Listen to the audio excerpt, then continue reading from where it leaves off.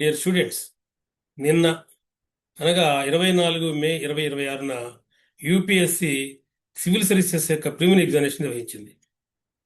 Prelims ఎగ్జామినేషన్లో paper 1లో Indian history and architecture మీద, ఇండియన్ హిస్టరీ అండ్ కల్చర్ మీద 20 ప్రశ్నలు వచ్చాయి. ఆ 20 ప్రశ్నల్లో 11 ప్రశ్నలు ఏన్షియంట్ ఇండియన్ హిస్టరీ నుంచి వచ్చాయి. ఆ 11 ప్రశ్నలు మీకు చూపించి వాటిని వివరిస్తాను. అప్పుడు మీకు అర్థమవుతుంది ఈ ప్రశ్నలు ఎంత స్థాయిలో కాంపిటేటివ్ ఎగ్జామ్స్లో వస్తాయి అనేటువంటిది. కానీ ఒకసారి నేను మిమ్మల్ని షేర్ చేసి మీకు చూపిస్తున్నాను. ఒకసారి జాగ్రత్తగా ఆ 11 ప్రశ్నల్ని ఫాలో అవ్వండి. చూడండి, మొదటి ప్రశ్న చూడండి. Consider the following assertion. కిందకు 3 స్టేట్మెంట్స్ ఇస్తున్నాడు. In the Pleistocene period either the Yamuna once flowed into the Indus or the Satluj flowed into the Yamuna, and one major tributary of either had shifted from the Ganga to the Indus or vice versa. ప్లీస్టోసిన్ యుగంలో యమునా నది సింధు నదిలో ప్రవహించి ఉండేది, లేదా సట్లెజ్ నది యమునా నదిలో ప్రవహించి ఉండేది. వాటి ట్రిబ్యూటరీ ఏదో ఒకటి గంగా నది నుంచి సింధు నదికి మారింది. అద్భుతమైన ప్రశ్న ఇది. ఇది మీకు ఏ పుస్తకంలో దొరకదు, ఎందుకంటే రీసెర్చ్ ఫైండింగ్ ఇది. మీకు నేను మన వీడియోలో చెప్పాను, మధ్యలో సరస్వతి నది అంతర్ధానం అయింది. ఒకప్పుడు సరస్వతి నదికి సట్లెజ్ నది, యమునా నదులు ఉపనదులు. కాలక్రమంలో సట్లెజ్ నది విడిపోయి సింధు నదికి ఉపనది అయింది. యమునా నది సట్లెజ్ నుంచి విడిపోయి గంగా నదికి ఉపనది అయింది. ఇది మీకు చెప్పాను నేను, మన పూర్వ వీడియోలు చూడండి. అది ఇక్కడ ప్రశ్న. కాబట్టి ఇది ఎలా చెప్పగలవు? ఇప్పుడు నేను ఏది చెప్పానో వాళ్ళు ఏం చెప్పారంటే, ఒకప్పుడు సింధు నది యమునా నదికి ఉపనది, లేదా సట్లెజ్ నది యమునా నదికి ఉపనది అనేది ఎట్లయితే వచ్చిందో అది ఎక్కడి నుంచి అనేటువంటిది మనకు ఎలా తెలుసు అంటే, ఇది ఎలా చెప్పాం మనం? రీసెర్చ్ ఫైండింగ్స్ నూతనంగా వచ్చినటువంటిది. అంటే దాంట్లో ఏమిస్తున్నాడంటే, ఒకటి నదీ సూక్తావధి ఋగ్వేద. నదీ సూక్తావధి ఋగ్వేద ప్రస్తావించిందా? ప్రస్తావించలేదు. నదీ సూక్తము 10వ మండలంలో ఉంది. గంగా నది నుంచి కుభా నది వరకు ఉన్నటువంటి రకరకాల నదుల్ని వర్ణించింది. మీకు నేను మన ఋగ్వేదిక నాగరికతలో చెప్పాను, ఒకసారి ఆ వీడియో వెరిఫై చేయండి. కాబట్టి అది సమాధానం కాదు. రెండవది, the explorations of the Sutlej and Yamuna by Robert Bruce Foote. Robert Bruce Foote అనేటువంటి ఆయన ఒక ఆర్కియాలజిస్టు, జియాలజిస్ట్ కూడా. ఆయన అనేక పురావస్తు బయటపెట్టాడు. ఆంధ్ర హిస్టరీ కూడా ఈయన చాలా ప్రముఖంగా వస్తాడు. కానీ ఈయనకి వాటికి సంబంధం లేదు. ఇది రీసెంట్ డెవలప్మెంట్, అంత ముందుకు కాదు. చూడండి answer. The presence of the same species of dolphins in both the Indus and the Gangetic system. ఎలా చెప్తున్నామంటే మనకు ఒక ఆధారం ఏంటంటే డాల్ఫిన్స్ సింధు నది జలాల్లో ఇప్పుడు ఎట్టయితే ఉన్నాయో తెలుస్తుందో, గంగా నదిలో కూడా అలాగే ఉన్నాయి. ఒకే రకమైన డాల్ఫిన్స్ 2 నదుల్లో ఉండాలి అంటే ఒకప్పుడు వాటి జలాల్ని కలిసి ఉండాలి. దీని ఆధారంగా చెప్తాం. కాబట్టి which of the following is the basis of the above assertion అంటే ఇది ఆన్సర్, 3 ఆన్సర్. కాబట్టి కరెక్ట్ ఆన్సర్ ఇస్ D3. చూడండి ఎంత గొప్పగా అడిగాడు ప్రశ్న. ఒకసారి మీరు మన పాత వీడియోలు తిరిగేస్తే మీకు దీని ఆన్సర్ దొరుకుతుంది. అందుకే నేను చాలా డెప్త్లో చెప్తానని మీరు ప్రతిరోజు ప్రతి వీడియోలో మొత్తుకోవటం వదిలేద్దాం. చూడండి రెండవ ప్రశ్న. Consider the following statements about the archaeological findings in Harappan towns. Harappan towns మీద నేను 3-4 వీడియోలు చేశాను, ఒక్కొక్క టౌన్లో ఏమేమి లభించినవి అని. అలాగే హరప్పా నగరం సంబంధించినటువంటి పట్టణ విధానం మీద ఒక ప్రత్యేకమైన వీడియో కూడా చేశారు. సరే, ఇక్కడ ప్రశ్న చూద్దాం. There is wide occurrence of spindle wheels in the houses but options of spinning wheels. ఇళ్లలో మనకి స్పిన్నింగ్ వీల్స్ దొరికింది కానీ స్పిన్డిల్ వీల్స్ దొరకలేదు, మొదటిది. రెండవది, weights and measurement scales complete with graduations have been discovered. ఇది కూడా దొరికింది మనం చెప్పుకున్నాం, ఇబ్బంది లేదు. There are houses built in large part with baked bricks around relatively spacious courtyards with their own wells, bathing platforms and large rooms. ఇది కూడా చెప్పుకున్నాం మనం. కాబట్టి ఒకసారి మీరు సింధు వీడియోలు చూస్తే మీకు అర్థమవుతుంది. సరే, ఇందుకు మనకు కావాల్సింది ఏంటంటే, which of the following inferences can be drawn from the above statements. ఒక్కో దాంట్లో నుంచి ఒక్కొక్క ఇన్ఫరెన్స్ ఇచ్చాడు. వాటిలో ఏవి కరెక్ట్ అంటున్నాడు, 3 కరెక్టా, 2 కరెక్టా, ఏదో ఒకటే కరెక్ట్ అని అడుగుతున్నాడు. దాంట్లో చూడండి, statement 1 suggest that spinning was a లెబోరియస్ activity done at home. కాబట్టి మనకి మరి స్పిన్నింగ్ వీల్స్ అయితే దొరకలేదు. స్పిన్డిల్ వీల్స్ అయితే దొరికినాయి అంటే అర్థం ఏంటంటే వాళ్ళు చాలా కష్టపడి ఆ నూనె నుంచి పత్తి తీస్తుండేవాళ్ళు యొక్క పత్తి గింజల నుంచి. కాబట్టి అది లెబోరియస్ వర్క్. కాబట్టి దీని నుంచి మనం చెప్పొచ్చు ఇది. అదే స్పిన్నింగ్ వీల్స్ దొరికినటువంటి ఫాస్ట్గా చేసేస్తాం. కాబట్టి లెబోరియస్ వర్క్ అనేది ఉందో స్టేట్మెంట్ 1 అది సరిపోతుంది. తర్వాత రెండో చూడండి, statement 2 suggest the extent of the scientific knowledge that the Harappans possessed. Weights and measurement scales complete with graduation scales have been discovered. అది వాస్తవం, మీకు నేను ఆ వీడియోలో కూడా చెప్పాను. కాబట్టి మనకి తూనికలు కొలతలు అనేటువంటివి వాళ్ళ స్కిల్స్ లభించినవి కూడా మీకు ఎక్కడెక్కడ లభించినవి కూడా నేను ఆ వీడియోలో చేశాను. కాబట్టి దాన్ని బట్టి మీకు అర్థమవుతుంది ఇది కూడా కరెక్టే. మూడో చూడండి, statement 3 suggest the emergence of a common property system. Common property system అంటే అర్థం ఏంటి? మొత్తము ఆ టౌన్లో ప్రజలందరికీ కూడా ఉన్నట్టు ఉమ్మడి ఆస్తి. ఇది ఆ ఇన్ఫ్లుయెన్స్ వస్తుందో లేదో చూడాలి. There are houses built in large part with baked bricks around relatively spaces courtyards with their own wells, bathing platforms and large rooms. ఇది పట్టణాలకు సంబంధించినటువంటి నిర్మాణానికి సంబంధించింది గ్రిడ్ సిస్టమ్ అని చెప్పాను మీకు నేను. ఇది ప్రతి ఇంటి గురించి వర్ణిస్తోంది. ప్రతి ఇంట్లో బావులు ఉన్నాయని, తర్వాత పెద్ద రూమ్స్ ఉన్నాయని, కోర్ట్ యార్డ్ ఉందని చెప్తున్నాయి. దీన్ని బట్టి కామన్ ప్రాపర్టీ సిస్టమ్ అని చెప్తామంటే చెప్పలేము. ఇది ఫ్యామిలీ సిస్టమ్, ఇది ప్రైవేట్ ప్రాపర్టీ. సొంత ఇల్లు ఉండటము, సొంత బావులు ఉండటము, తమదైనటువంటి పెద్ద రూమ్స్ ఉండటము, ఇవన్నీ కూడా వాళ్ళ సొంత ప్రాపర్టీకి సంబంధించినవి. అందుకని కామన్ ప్రాపర్టీ కాదు. It's not the own property but the private property. కాబట్టి this statement is wrong, this we cannot infer. అప్పుడు మనం మిగిలిపోయేవి ఏంటి? 1 and 2 మాత్రమే ఇన్ఫర్ చేయగలుగుతాం. కాబట్టి అక్కడ ఆన్సర్లో 1, 2, 3, 4 ఇచ్చాడు. అందులో చూడండి 1 and 2 ఓన్లీ. చూడండి ఎంత కేవలం ఒట్టి నాలెడ్జ్ లాభం లేదు, అర్థం చేసుకోవాలి. గైడ్స్ ప్రిపేర్ చేస్తే ఇబ్బంది పడతారు, గుర్తుపెట్టుకోండి. టెక్స్ట్ పుస్తకాలు చదవాలి, బాగా డీటెయిల్గా చెప్పినటువంటి వీడియో చూడాలి. అర్థం చేసుకోండి. మీకు నేను ఎందుకు ప్రతిరోజు కూడా నా ప్రతి వీడియోలో ముత్తుకుంటున్నాను. తర్వాత చూడండి, which of the following pairs of ancient and modern names or rivers is correctly matched or correctly matched. Vitasta Chenab, Asikni Jhelum, Parushni Ravi నది, యవవతి బియాస్ నది. ఇవి ఇచ్చాడు చూడండి. మీకు నేను సింధు నది అదే ఋగ్వేద నాగరి చెప్పేటప్పుడు ఒక పక్క సప్త నదులు వాటి పేర్లు ఇచ్చాను నేను.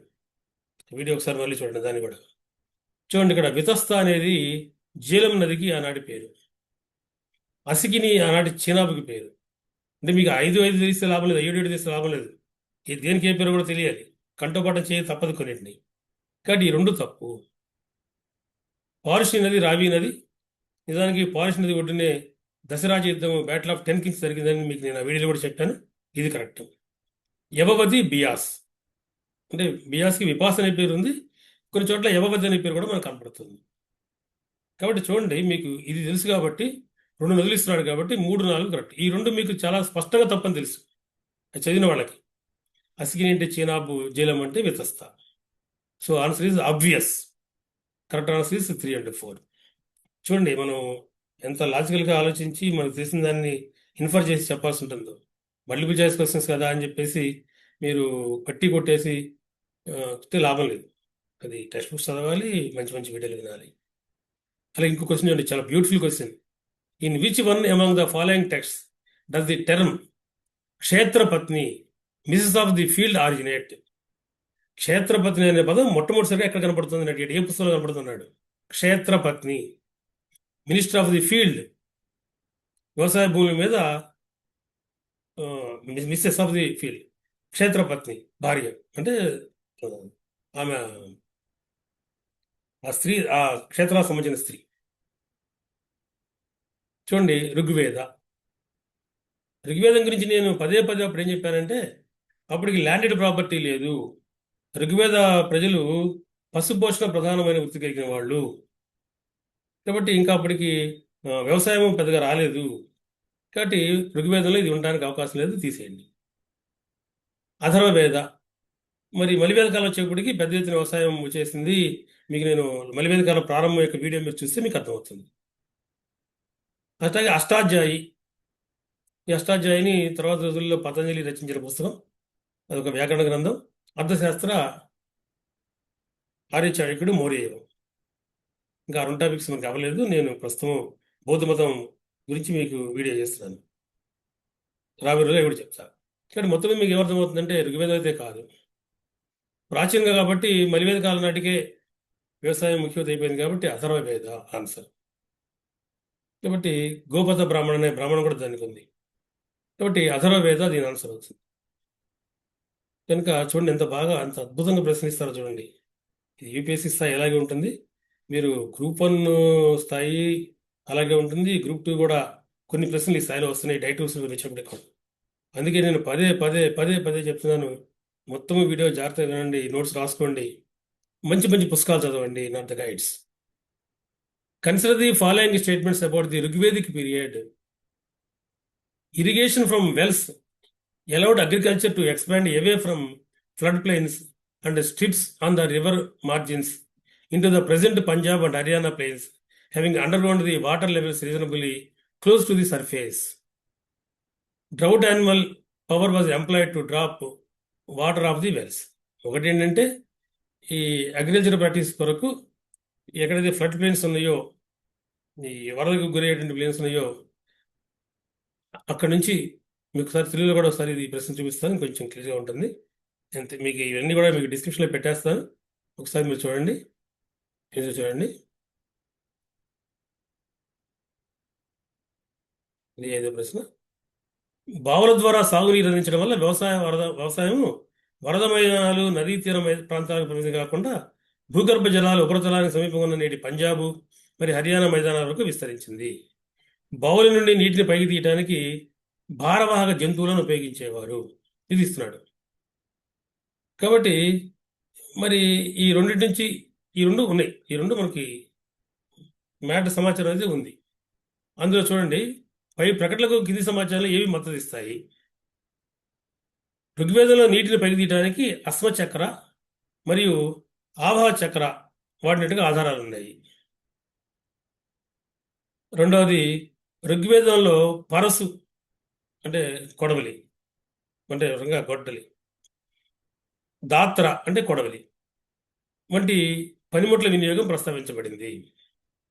ఋగ్వేదానికి ముందే భూమిని దున్నడానికి మరియు బళ్ళు లాగడాన్ని ఎద్దులు ఉపయోగించిన చరిత్ర ఉంది అంటున్నాడు. కనుక ఇది అంశం. చూడండి, మనకి ఋగ్వేద ఆర్యుల గురించి మీకు చెప్పాను నేను. ఆ రోజుల్లో ఈ వ్యవసాయం పెద్దగా అభివృద్ధి ఇంకా అవ్వలేదు కాబట్టి వాళ్ళకి గొడ్డళ్ళు, కొడవళ్ళు మనకి ఇంకా అందుబాటులో రాలా. సింధుల నాగరికతప్పుడేమో అసలు లేవని చెప్పేసాను మీకు క్లియర్గా. ఋగ్వేద నాగరికత నాటికి వ్యవసాయం పెద్దగా అభివృద్ధి చెందలేదు, మలివేద కాలానికి అభివృద్ధి చెందిందని చెప్పాను మీకు నేను. కనుక ఇది ప్రశ్న ఋగ్వేద కాలానికి సంబంధించి అంటే ఈ రెండు తప్పు. ఇక ఋగ్వేదము బావల్ని వర్ణించింది, అద్భుతంగా వర్ణించింది. అలాగే అసలు ఋగ్వేదానికి ముందు ఈ సింధులింగ నాగరికత ఉంది, సింధులింగ నాగరికతలో పెద్ద ఎత్తున వ్యవసాయం జరిగింది. కాబట్టి 3 కరెక్ట్, 1 కూడా కరెక్టే, 2 మాత్రమే తప్పు. కనుక ఇది మీకు 5వ ప్రశ్న.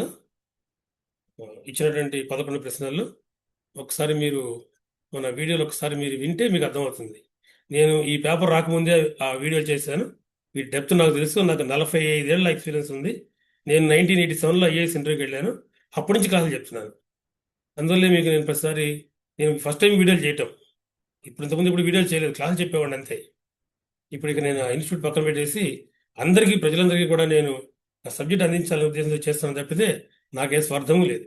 కాబట్టి మీకు నమ్మకం కుదరడానికి నేను ఎక్స్ప్లెయిన్ చేస్తాను. నెక్స్ట్ 6వ ప్రశ్న చూడండి. What does an empty seat represent in early Buddhist iconography? మొదట్లో శిల్పాలు ఉన్నాయి. ఆ శిల్పాలకు సంబంధించి ఒక ఎర్లీ అంటే ఎటువంటి ఎవరు కూర్చున్నటువంటి ఒక ఆసనాన్ని వేశారు. దేని సూచిస్తుంది? Meditation of the Buddha's first sermon, Buddha's Mahaparinirvana, Buddha's మహా నిష్క్రమణం. ఇవే మీకు నేను లాస్ట్ వీడియోలో చేశాను. నా లాస్ట్ వీడియో కనీసం ఇప్పుడు చూడండి. కాబట్టి అంటే ఇది చెప్పలేదు, బట్ అది ఆ రోజు చెప్పాను. మీకు గౌతమ బుద్ధుడి యొక్క మొట్టమొదటి శిల్పాలు వచ్చేటప్పటికి గౌతమ బుద్ధుని శిల్పాల రూపంలో చెక్కకూడదు అని నియమం ఉండేది. ఆ నియమం ప్రకారం గౌతమ బుద్ధుని చెక్కేవాళ్ళు కాదు, మిగతాన్ని ఎక్కేవాళ్ళు. ఉదాహరణకి ఆయన భర్త చూపించాలనుకోండి, జననం, ఆ జనానికి సంబంధించి ఒక లుంబిని పొద వేసేవాళ్ళు, గోధుమ ముద్దను వేసేవాళ్ళు కాదు. మహావిష్ణువునికి గుర్రం వేసేవాళ్ళు తప్పితే పైన ఆయన వేసేవాళ్ళు కాదు. నిర్మాణంలో కేవలం బోధి చెట్టు వేసేవాళ్ళు తప్పితే, కింద ఆసనం వేసేవాళ్ళు తప్పితే బుద్ధుని వేసేవాళ్ళు కాదు. అలాగే మొదటి ధమ్మచక్ర పరివర్తనలో కూడా, అంటే మొదటి ఉపన్యాసంలో కూడా చక్రం వేసేవాళ్ళు తప్పితే గౌతమ బుద్ధుడి బొమ్మ వేసేవాళ్ళు కాదు. అలాగే మహావిష్ణువుని కూడా తిరిగి మళ్ళీ ఒక స్తూపం వేసేవాళ్ళు తప్పితే ఆయన వేసేవాళ్ళు కాదు. అంటే మొదట్లో గౌతమ బుద్ధుడిని విగ్రహాలోపంలో చెక్కకూడదు అని ఏమీ ఉండేది ఆ సమయంలో. మహాయానం వచ్చిన తర్వాత మారిపోయింది, వేరే విషయం. కాబట్టి అవన్నీ మనకి రాబోయే వీడియోలో వస్తున్నాయి. నేను ఖచ్చితంగా ఇక్కడ దాకా చేశాను మీకు నేను. అందులో బాగా మీరు చూస్తే, ఒక ఆయన మెడిటేషన్ చేస్తున్నప్పుడు నిర్మాణ స్థితిలో ఉన్నప్పుడు ఆయన వేసేవాళ్ళు కాదు, ఆసనం మాత్రం వేసేవాళ్ళు. అది ఇక్కడ సమాధానం. చూడండి ఎంత బ్యూటిఫుల్ క్వశ్చన్ చూడండి. ఇవి అందులోనే చదవాలి మీకు. ఇది ఏళ్ళ భాషలో చాలా డీటెయిల్గా వర్ణించారు దాన్ని. తర్వాత చూడండి, కన్సిడర్ ది ఫాలోయింగ్ స్టేట్మెంట్స్. ఇది కూడా మీకు నేను ఒకసారి తెలుగులో చూపిస్తాను. తెలుగు మీడియంలో నేను చేశాను. మీరు కూడా, నేను గ్రూప్ 1 గ్రూప్ 2 ప్రధానంగా చెప్తున్నాను. యూపీఎస్సీ కూడా మీకు ఉపయోగపడుతుంది మన సబ్జెక్టు. అందుకే మీకు నేను యూపీఎస్సీ ఏపీఎస్సీ రెండు అని పదే పదే చెప్పడంలో నా ఉద్దేశం అది. సివిల్ సర్వీస్ స్థాయిలో ప్రిపేర్ అయితే గ్రూప్ 1 ఈజీ, గ్రూప్ 2 ఈజీ. ముఖ్యంగా గ్రూప్ 2లో కొన్ని ప్రశ్నలు వస్తాయి. అన్ని ప్రశ్నలు ఇంత టఫ్గా రావు, కానీ ఖచ్చితంగా కొన్ని వస్తాయి. కనుక చూడండి, ఈ క్రింది ప్రకటనలు పరిశీలించండి. పాళీ గ్రంథాల్లో కహాపణ, నిష్క, కంస, కాకాణిక వంటి నాణ్యాల గురించి మొదట స్పష్టమైన ప్రస్తావన కనిపిస్తాయి. ఇది వాస్తవం. పాళీ గ్రంథాల సాహిత్య ఆధారాలకు అనుగుణంగా అనేక పురావస్తు ప్రాంతాల్లో ఎక్కువగా వెండితో తయారైన పంచమార్కు నాణ్యాలు లభించినాయి. ఇవి రెండు. దీనికి సంబంధించి మనకి ఏం తెలుస్తుంది? ఈ రెండు వాస్తవాలు. గమ్మత్ ఏంటంటే, ఇదివరకు ఇవి అడిగేవాడు, ఇప్పుడు అవి వాస్తవేరా బాబు అని దాని నుంచి మీరు ఏమి ఇన్ఫర్ చేస్తున్నారు అన్నాడు. ఇంతకుముందు వీడియోలో మీకు చెప్పాను నేను, డైరెక్ట్ ప్రశ్నలే కాదు, నాలెడ్జ్ మీద మాత్రమే కాదు, అవగాహన మీద ప్రశ్నలు వస్తాయి అని. అవగాహన మీద ప్రశ్నలు ఇవన్నీ కూడా గుర్తుపెట్టుకోండి. ఇటువంటి గ్రూప్ 2లో కూడా వస్తాయి, రావని మీరు భ్రమపడద్దు. చూడండి, దీంట్లో చూడండి, ఇవి నాణ్యాలు. రెండోది, నాణ్యాలు ఉన్నాయనేమో పాళీ గ్రంథం చెప్తున్నాయి, అవేమో పంచమార్కుల నాణ్యాలు కూడా కొన్ని లభించినాయి. దీన్ని బట్టి నువ్వేం చెప్తావు అన్నాడు ప్రశ్న. పై ప్రకటనలు క్రింది వాటిలో దేనితో సంబంధం కలిగి ఉన్నాయి? ఒకటి, పట్టణ జీవన ఆవిర్భావము, అంటే పట్టణాల్లో పట్టణ జీవనం, అర్బనైజేషన్ ప్రారంభమైంది. రెండవది, ద్రవ్య ఆర్థిక వ్యవస్థకు మార్పు, వాళ్ళ మనీ సిస్టమ్, మానిటరీ సిస్టమ్ మారింది అని. ఈ రెండు కరెక్టా? ఒకటే కరెక్టా? అది ఆన్సర్. ఒకటి మాత్రమే కరెక్టా అంటే పట్టణ జీవన ఆవిర్భావం ఒకటే కరెక్టా? రెండు మాత్రమే కరెక్టా? ద్రవ్య ఆర్థిక వ్యవస్థకు మార్పు లోనైందనే విషయమే కరెక్టా? లేదా రెండు కరెక్టా, రెండు కరెక్ట్ కాదా? ఇంత బ్యూటిఫుల్ క్వశ్చన్ చూడండి. మన ఎంతసేపటికి నాణ్యాల పేరు చదువుతాం తప్పితే ఇంకోటి చదవం. దాని నుంచి మరి మనకు అది ఆధారం అయితే మనం ఏం చెప్పబోతున్నాం, అది కావాలి. చూడండి, మీకు నేను చాలా అద్భుతమైనటువంటి ఒక అంశం మీకు చెప్పాను. క్రీస్తు పూర్వం 6వ శతాబ్దం నాటికి రెండవ పట్టణీకరణ జరిగింది అని ఇంతకుముందు వీడియోలో. అది ఇది. కాబట్టి నాణ్యాలు ఏం తెలియజేస్తాయి? స్థిరమైన ఆర్థిక వ్యవస్థను తెలియజేస్తాయి, ద్రవ్య ఆర్థిక వ్యవస్థను తెలియజేస్తాయి. నాణ్యములు లేవు ఋగ్వేద యుగంలో చెప్పాను మీకు నేను. మలివేద యుగంలో కూడా మొదట్లో లేవు. క్రీస్తుపూర్వం 6వ శతాబ్దం నాటికి నిష్క అనే నాణ్యాలు వాడారని చెప్పారు. దాటిన తర్వాత మోరీ వచ్చేప్పటికి పంచమార్కుడు కాయిన్స్ లభిస్తాయి. ఇవన్నీ ఏం తెలియజేస్తాయి అంటే, పట్టణ జీవన ఆవిర్భావం ప్రారంభమైంది, గ్రామ జీవితం కాదు. రెండవది, మానిటరీ ఎకానమీ ప్రారంభమైంది అని. కాబట్టి సమాధానం 1 మరియు 2 కూడా అవుతుంది. ఇంత బ్యూటిఫుల్ క్వశ్చన్, నాకు చాలా ఆనందం వేస్తుంది చూస్తుంటే. ఎందుకంటే ఇది సబ్జెక్ట్ని టెస్ట్ చేసే విధానం. అంతేగాని మేము చెప్పిన వీడియోలు చూడకపోతే మీకు అన్నానే మీరు వేరే భావించొద్దు అనేటువంటి పిచ్చి పిచ్చి చూసి మీరు వాటిని. ఒకప్పుడు నేను క్లాస్ చెప్పే రోజుల్లో పిల్లలు ఏం చేస్తే తినేవాళ్ళు, ఈ చదువుని చదివేవాళ్ళు, ఈ టెక్స్ట్ చదివేవాళ్ళు, ఎగ్జామ్ పెడితే రాసేవాళ్ళు. ఇప్పుడు ఆ సీరియస్నెస్ తగ్గుతుంది. అందువల్ల ఏమవుతుందంటే, మీకు తెలుసో తెలియకో ఎగ్జామ్స్ ప్రిపేర్ అవుతున్నా కానీ సరిగ్గా ఆన్సర్స్ రావట్లేదు. అదే నా బాధ, అందుకోసం చెప్తాను. అలాగే ఎంతో ప్రశ్న చూడండి. Among the 4 main forms of existence of life recognised by Jainism, which one of the following is not included? చూడండి, నిజానికి అక్కడ మనకి దేవ, మనుష్య, త్రియాంచ, యక్ష అని ఇచ్చాడు. యక్షులు డెమిగాడ్స్, మనకి బౌద్ధంలో వస్తారు, జైనులో కూడా వస్తారు. కాబట్టి అవి కాదు.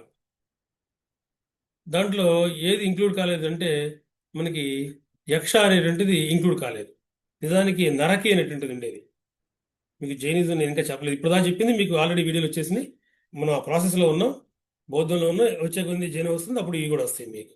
ఇక్కడ సమాధానం ఇక్కడ ఏమవుతుందంటే యక్షని డెమిగాడ్స్గా చెప్పారు అంతే, రూపాలుగా చెప్పలేదు.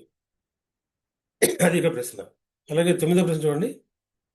ఓ బ్యూటిఫుల్ బ్యూటిఫుల్ క్వశ్చన్.